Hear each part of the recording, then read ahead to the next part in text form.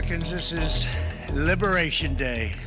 Waiting for a long time. April 2nd, 2025 will forever be remembered as the day American industry was reborn.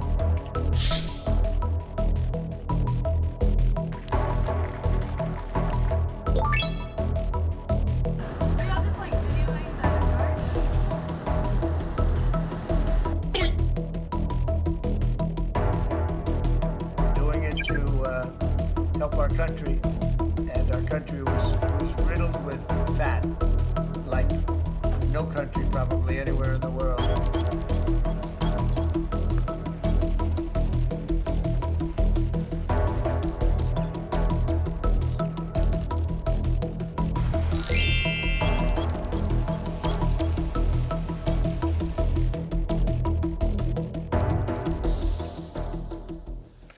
네, 우리 시간으로 오늘 새벽 트럼프 미국 대통령이 예고해온 상호 관세가 발표됐습니다. 모든 무역 상대국에 10% 기본 관세를 부과하고 60여 개 나라에 각각 징벌적 관세를 얻는 내용입니다. 우리나라는 25%의 관세율을 맞게 됐습니다. 트럼프 대통령 글로벌 관세 전쟁의 방아쇠를 당기고 이렇게 자화자찬을 덧붙였습니다.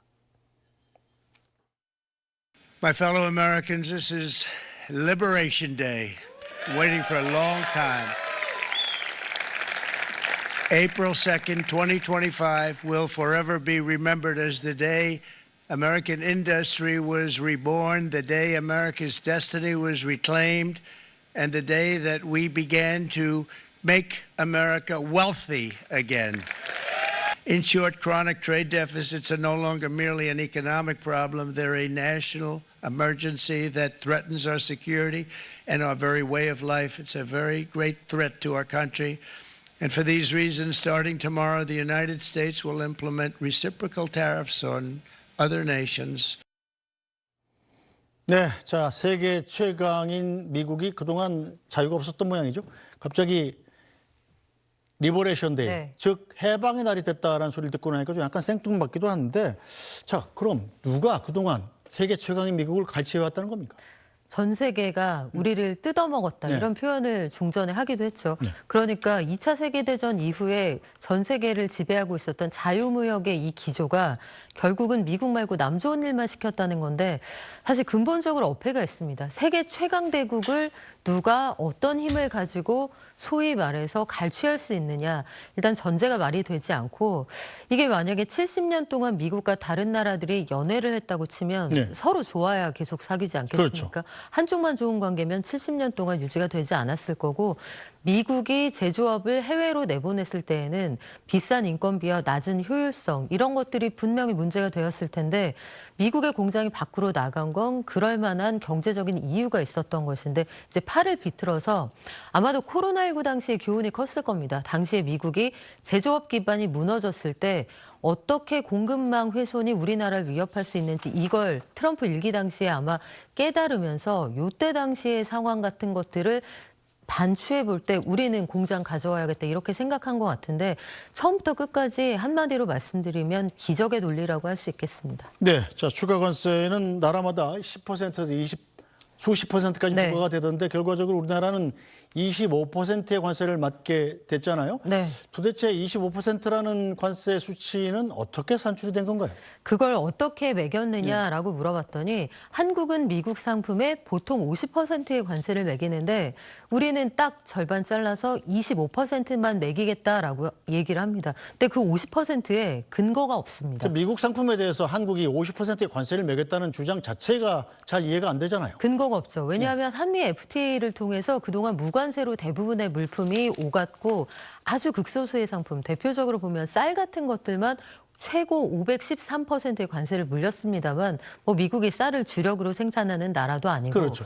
1차 때 그러니까 트럼프 일기 때 우리가 한번 개정을 했는데 만약에 이게 현저하게 미국에 부당하고 불리했으면 그때 그 조건이 거론되지 않았을 리가 없습니다. 그런데 개정을 하고도 우리나라의 무역 흑자가 나지 않았다는 이유로 이런 주장을 하고 있는 건데 사실은 이 기적의 계산법을 돌려서 계산을 해보니까 각국과 지고 있는 그 무역 적자를 미국이 수입하는 금액으로 나눈 것의 네. 절반 값이더라. 이런 결론이 나옵니다. 거의 국가별로 무역 적자를 수입 금액으로 나눠서 곱하기 2분의 1을 하니까 숫자가 거의 들어맞더군요. 네, 거의 맞아 떨어지고요. 그래서 우리나라의 25%와 일본의 24%, 그리고 지금 실제로 서명한 문서에는 26%다 이런 공방이 있는데 네. 사실 여기에서 1%포인트 차이가 그렇게 정치하게 아주 교묘하게 계산된 것이 아니기 때문에 큰 의미를 부여할 필요는 없을 것 같고 그걸 단적으로 보여주는 게 캄보디아에 대한 네. 관세율입니다.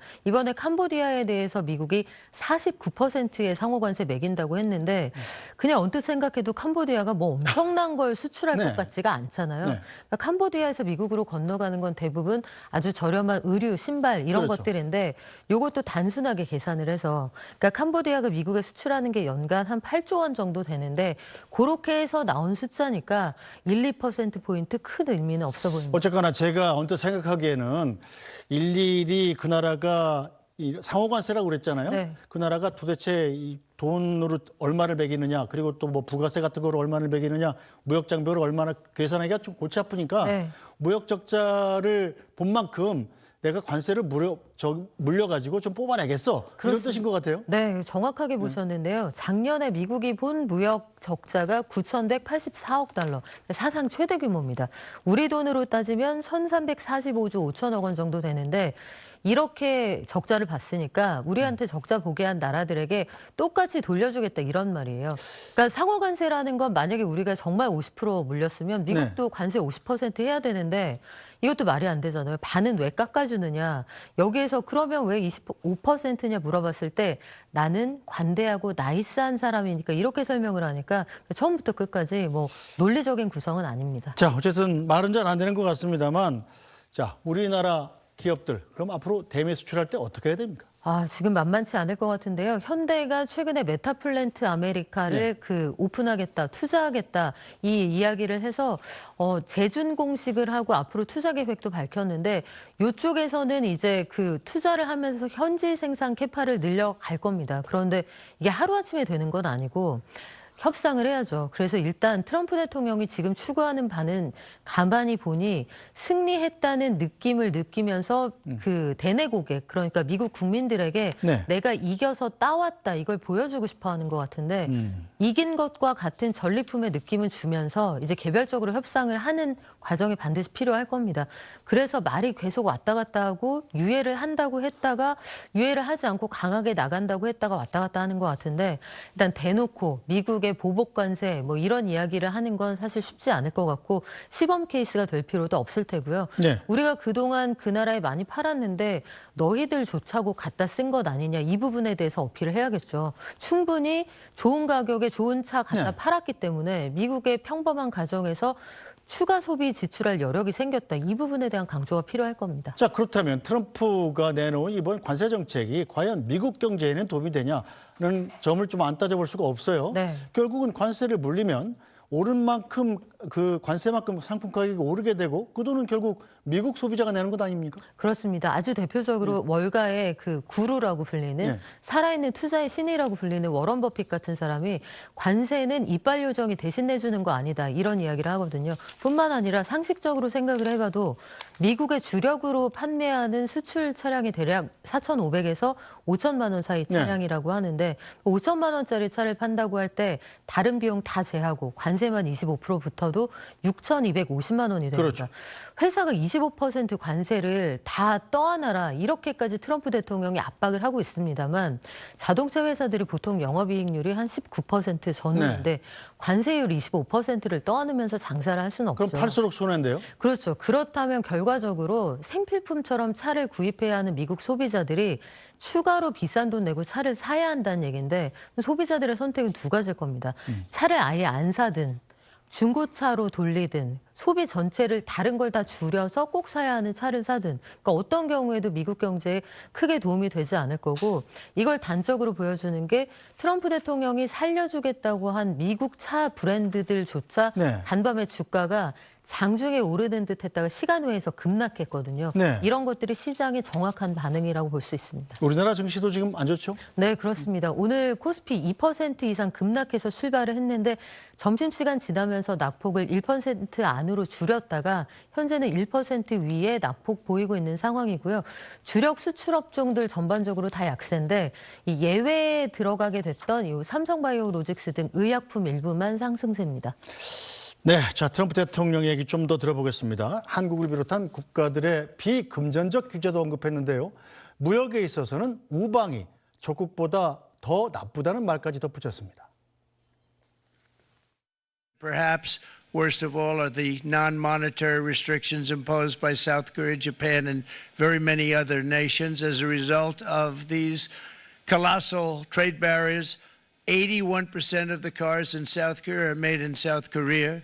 None of our companies are allowed to go into other countries. And I say that friend and foe.